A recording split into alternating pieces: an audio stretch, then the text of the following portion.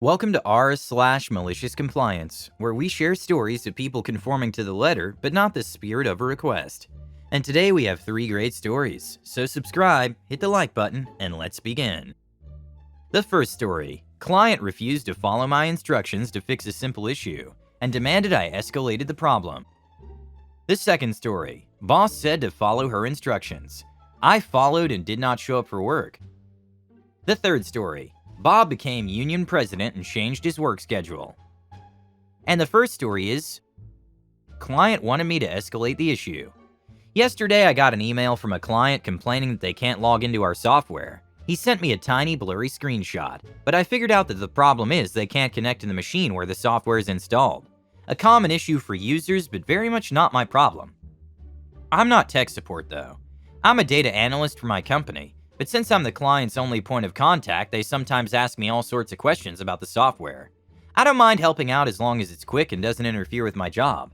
Otherwise, I redirect them to the proper support channels. I also really appreciated service people who've had to deal with these kinds of requests all day long. A good IT person is worth their weight in gold. For context, my company sells software, but it's installed on the client's hardware, and it's the client's responsibility to ensure that the machine with the software is running. It's accessible from their private network, etc. So what I should have done is tell them there's nothing I can do, and tell them to contact their own IT support.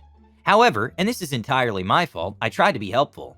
This is a new client and he seemed like a decent person, if not very tech savvy, and this kind of issue usually has an easy fix. So I replied, "Hello client, the software is working fine. The issue is you're not reaching the machine, so there's something configured incorrectly on your end. Can you please check that in the settings the IP address is xx.xx.xx.xx? Can you check that the port is 34567? Can you check that this option is turned on? Please do this and let me know if it solves your issue." I couldn't do these things myself because I don't have access to this client's PC. However, it was literally 3 things I told him to do, and I sent him screenshots and a step-by-step guide on how to open the settings menu. 5 minutes later, he replies he's done that, it didn't work, and to fix it ASAP. Now, users always lie, and I get the feeling that he didn't follow my instructions at all. His reply was too quick. Also, 99.9% of connection problems are caused by the IP or port being wrong, and the other 0.1% are the weird esoteric bugs where you need to call in senior developers. So I asked the client to please send me a screenshot of the settings panel to double check, as I'm pretty sure he never opened it to begin with. The next email I get from the client is extremely angry. He says the settings are fine, no screenshots, that this is a huge issue because he's not able to work, and if I don't know what to do, he wants the issue escalated immediately to someone more skilled. He's also CCing my boss and my boss's boss, which peeves me off.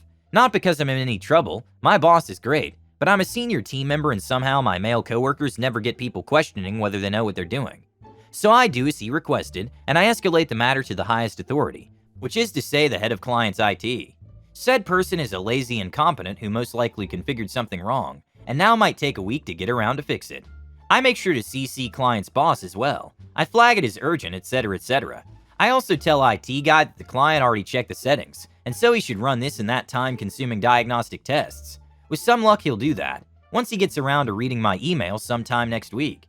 Of course, I didn't bother sending the email to the general IT team address, so there's no chance that some lowly help desk person will fix the issue in a timely manner. It's been 24 hours so far, for something that could have been fixed in 10 minutes. Edit. I expected nothing else would happen, and IT guy would get around to fixing the issue next week, but I was wrong. IT guy just sent an email. "I'll be on holiday next week." Literally just that. He didn't even say when he would get around to looking at user's problem. User said it's only Wednesday and begged IT guy to stop by his desk today for just 30 minutes. IT guy hasn't answered. I'm assuming he did nothing. User's email's increasingly upset. Update. IT guy got around to fixing the issue this morning. It was the wrong IP address and port, so it only took him 2 weeks. Haven't heard anything else from client, thankfully. The client wanted another specialist and will get an answer, a week later at best. If he had listened to you right away and done what needed to be done, he would have avoided all the problems. But it turns out the client is too lazy or unintelligent to listen to you. Unfortunately, very often IT is a thankless job. Everyone either treats you like crap or expects you to have a magic fix button that fixes problems depending on how competent you are, or they think you're just there to vent their frustration. I used to work in IT, and I met clients like this very often. They always lie when you ask if he did something, and it's not clear why they're not willing to follow the instructions I gave them. This will save both them and me time. Therefore, everyone will be satisfied and the problem will be solved. I know most people who contact you are probably frustrated and angry and that wears you down. I know what you mean. Good luck, OP. The next story is, some bosses flag themselves as unfit. Several years ago, I was looking for a job, and a friend suggested to me to work for the same company she worked for. It was one of those flagging companies you see holding up traffic for construction sites. She's telling me how great the job is, how awesome the coworkers are, and how great the boss is. Sounds like an okay job, really. At this point, I have no other leads for jobs. I've applied to a bunch of places already, but haven't heard back from them and it's too soon to call them yet. So I decided to take her up on her offer. The pay is not bad. I don't recall exactly what it was, something like $16 an hour. I go through the hiring course and get through easily. A few days later, the boss then calls me and tells me that I work for her, and that I'm to do as she says. Furthermore, that only she has the authority to tell me when I work, with the lovely aspect that she'll call me before 8 p.m. to let me know if I'm working the next day, that if I don't hear from her, then I'm not working. I say fair enough. She then tells me she wants me to meet so I can be given the requisite gear. Normally, this wouldn't be a problem, but at this point I've only just gotten my license, and according to my local laws, I can't drive between midnight and 5 a.m. yet. The boss, of course, wants me to meet her the next day at a job site at 4 a.m. While there is a special permit new drivers can get, it takes a few days to actually get, fill out, be processed, and accepted, so it wouldn't be possible to have it done for the next day. I told her that I wasn't going to break the law for her, and she got peeved, but then eventually relented. Meet at 5:30 then, which was doable for me. I end up working a shift that day as well. A couple weeks pass and I'm getting no shifts at all, sitting by the phone a lot waiting for calls that aren't coming in. I haven't given up the job search either though, until one night I do get a call.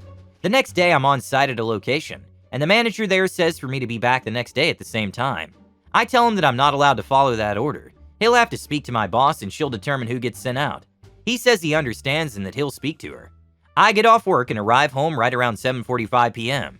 I check my voicemail and there's been no messages left. I check to see if the boss has called yet and she hasn't. 8 p.m. comes and goes and I go to bed with a clear conscience. At 7:30 the following morning my phone rings. It's the boss calling. Where are you? Why aren't you at site? Didn't site managers speak to you?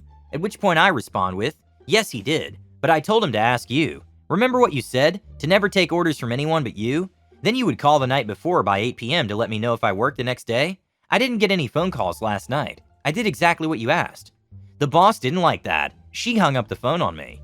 I never bothered to try calling her back. The next day I turned in my logbook and quit the company before she could fire me. She was furious. A few days later I got hired at another job. Though the pay wasn't as good, the fact that there were steady hours meant I was making a lot better money. This was a few years ago now and I'm in a much better place, both financially and employment-wise. It'd almost not be worth it now to bother going after them, as I'd make maybe a few $100s, and it'd likely cost me somewhere near that to even try. Bad bosses can really affect a lot of people in a hurry, especially if they're given a lot of time to do it. I'm glad you left that job and I'm also glad you found another job. I hope you'll be appreciated there. The boss made you break the rules and that's the first red flag. She had no right to do that because you could have been fined or arrested, and then all the blame would have been on you. I also didn't like the way she treated you. You'll do what I say is disrespectful to an employee. This story reminded me of the time when the supervisor went on leave without notice. I was a new employee. I took over her duties for whatever reason. I had done this before at previous jobs. Here I made a brief schedule. Everyone liked it. We followed it for a week. Everyone was happy. When she came back, she found out that all the employees were following my schedule. She demands that all the staff follow her commands exactly, and only go to lunch when she gives them permission and calls them. And then she doesn't call them. So no one has a lunch break. One of the employees stormed into the principal's office and yelled for a good 20 minutes. My schedule was taken back. The last story is, union fights dirty, so the union fought back dirtier. This happened in Texas, a notorious anti-union area in the early 2000s. I worked in a chemical plant and an acquaintance of mine, we'll call him Bob, from an unspecified federal agency that was inspecting my plant told me this story. There are elements of pretty revenge, but since Bob followed the rules to the letter, I think this belongs here. Bob was giving his business card to a few of us, and I noticed his card had a union symbol on it.